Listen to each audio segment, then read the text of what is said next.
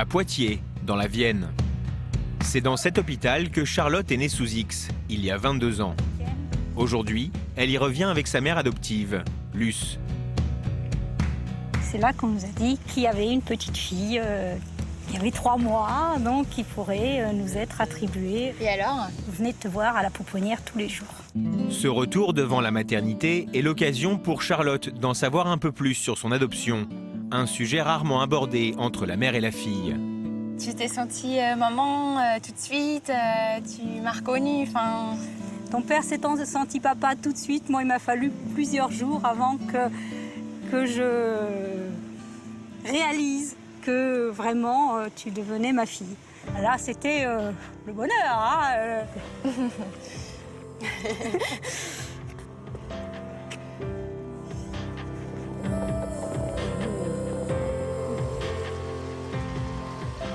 Charlotte est restée en pouponnière pendant 3 mois, mais elle a des traces de ses premiers instants.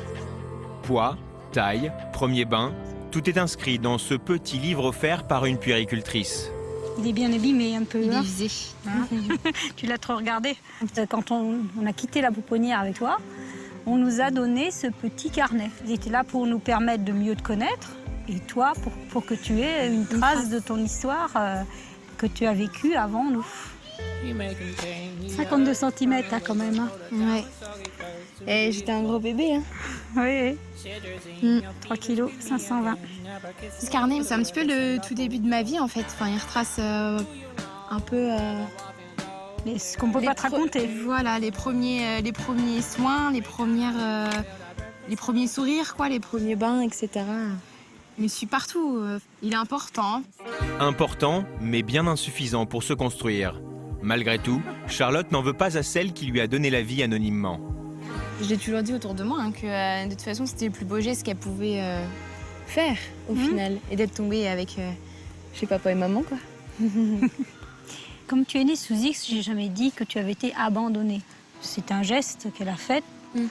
Ce geste, elle avait sûrement des motivations pour le faire. On les connaît pas. Nous, on a toujours su...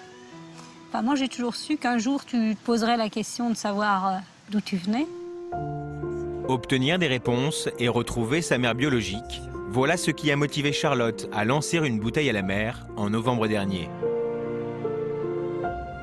Je l'ai intitulé Née sous X, le 4 août 93 à Poitiers. 1 semaine et demie après sa création, j'ai un jeune homme qui m'a contacté via ma page et qui m'a dit qu'il avait retrouvé celle qui m'avait mise au monde, du moins sûrement. C'était sa nourrice quand il était petit. Tout coïncidait, la date, le lieu.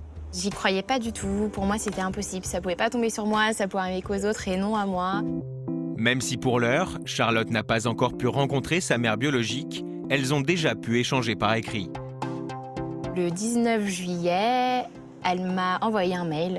Elle m'a dit qu'elle était contente, mais à la fois apeurée. Je l'ai rassurée, je lui ai bien dit que je voulais avoir réponse à des questions. L'histoire de Charlotte est désormais au cœur de toutes ses conversations avec ses parents et ses 2 frères, Paul et Louis, qui eux aussi ont été adoptés. On a toujours dit, hein, si un jour tu avais l'envie de retrouver, on trouve ça très bien. On est ta famille, on t'a fait. Oui, voilà, c'est ça. C'est-à-dire qu'une adoption, c'est pas nous qui avons adopté, tu nous as aussi adoptés. Oui, voilà. On est quand même derrière toi pour cette aventure quand même. Hein. Moi, j'aimerais bien retrouver ma mère. Je pense que c'est quand même important aussi dans sa vie de savoir d'où on vient et ses origines. Vous savez déjà que même si voilà, j'ai retrouvé, etc., ça ne changera rien en la relation qu'on a tous ensemble. Allez, à la suite et puis... Voilà.